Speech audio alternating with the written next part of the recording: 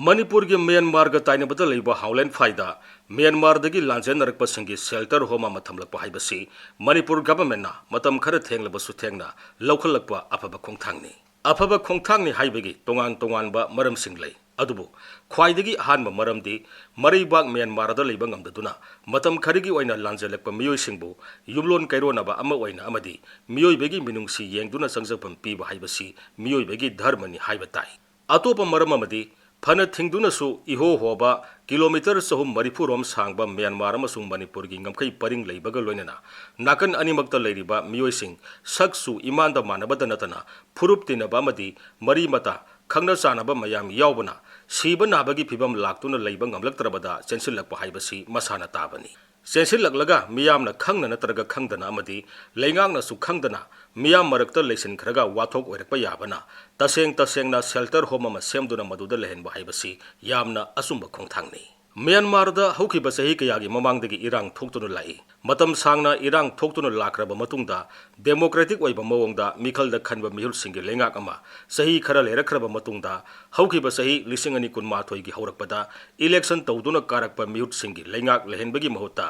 आर्मीना military कू तौदुना लेंगाक पाइसनखी Myanmar military नत्रगा authority न लौखलगलिबा खोंथांग अदुगी मायोक्ता Myanmar गी मियामना अकनब इरांग हौरखिबगा लोइनना military अमदी authority न लाक्सिनबा होनबदा मिसी मिना कया अमा यावख्रे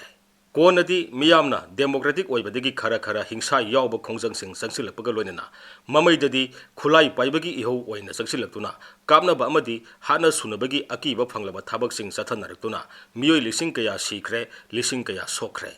मिखलदा माई पागलब एमपी सिंह यावना मियोइ लिसिंग कया मयुम लमदमदा लेबा ngamdaduna लांजेनरी नाकल अनिगी मरक्ता कन्न मुगनबा हाइबबु सुमनगी नोंमै कापसिनबा बॉम्ब सिंह पोखाहेनबदा नतना नोंथक्तगी हेलीकॉप्टरदगी हेंदोक्तुना फाइटर प्लेन फावबा सिजनदुना लंदाबगी थबक फावबा सथरबनी म्यांमार मनुंगदा कापनबा पोखाहेनबा अदुदा म्यांमारगा ताइनबा मणिपुरगी ngमखैदा लेबा खुलसिंगदा लेबा खुंजासिंग मिपाइनबा पोकनबा यावरबनी असिगुम्बा फिबम असिदा म्यांमार की मियाम की मरक्तगी हौजिकी इरांग असिना मरम ओइदुना मफमदुदा मतम खरदी लैबदा खुदोंग सागदबा मालक्तबदगी साफगदबा मफम थिरकपदा युमलोनबा मणिपुरदा चेंसिलकपा हाइबसी मसाना ताबनी चेंसिलकपा असि मणिपुरदा नते सांगना ngमखै पुबा मिजोरामदसु अदुमक चेंसिनरकलिबनी हिंगनबा लंबी थिरकपदा उपाय लेरक्तबदगी इहो होबा ngमखै परिंगदा लांसिलक्तुना संसिलकलिबा मियोइसिंग मियोइबगी मिनुंगसी येंगदुना मिजोराम लेंगांगनदी चेंसिलकलिबसिंग तोंगानबा शेल्टर होमसिंग सबगतुना मदी खंगना चानाबसिंग युमदा लेबा याहनख्रे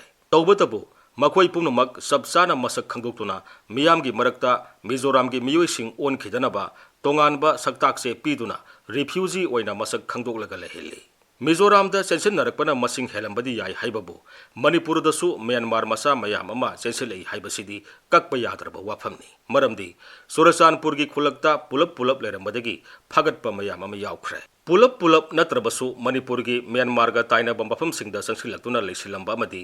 अतई मफमदा यौसिनबा होनबदगी फागतपा मयाम अमा यावख्रे फागलिबसिंग असि अखंगबसिंग फागतपनी खंगदबा मयाम अमसु लेरंबा यारिबनी मतंग असिदा खंगजिनबा याबा वाफम अमदी लेंगा की मरी लेनबा ऑथोरिटी सिंगना हौजिकी मतमदा यामना तोइना म्यांमारदगी लोना संगसिलकपा मयामना सिंगनुंगी मफम कयादा खुंदा सिंदुना लेसले उमंग कोकथोकले पोपी पांबी सिंग थारे मदुदगी हेंदोक्तुना मणिपुरगी लालहोबा सादुना लेंगाक सिंगा सस्पेंशन ऑफ ऑपरेशन साइन फावबा तौनरे हाइरिबा असि पंगाई हाइबा याबा नते करिगुंबा खरा लेदुना हाइबनी असिगुंबा फिबम असिदा मणिपुरदा म्यांमारदगी चेंसिलकलिबा मियोइसिंग मसक खंगोक्लगा मरमदमदा इरांग लेनिंगैदा नेना ताना लेबा यानबा शेल्टर होमदा लेहंदुना मखोइबु रिफ्यूजीनी हाइबगी सक्ताक चेसिंग पीदुना लोखटपा याबा थाबक लोखटपा हाइबसी तंगाई फदना तौफम थोकपा थाबक हाइबदु ओय तौबतबु हौखिबा सही 2012 दगी म्यांमारदा इरांग लेरकपदगी चेंसिनबा हौरकपनिना मतमदुदा सबसाना थाबक लोकल हौदबगी हौजिक लोकलकपसिदा थेंगी हाइबनी होय हानदगी शेल्टर होम थमदुना लेहेलई हाइबदी लई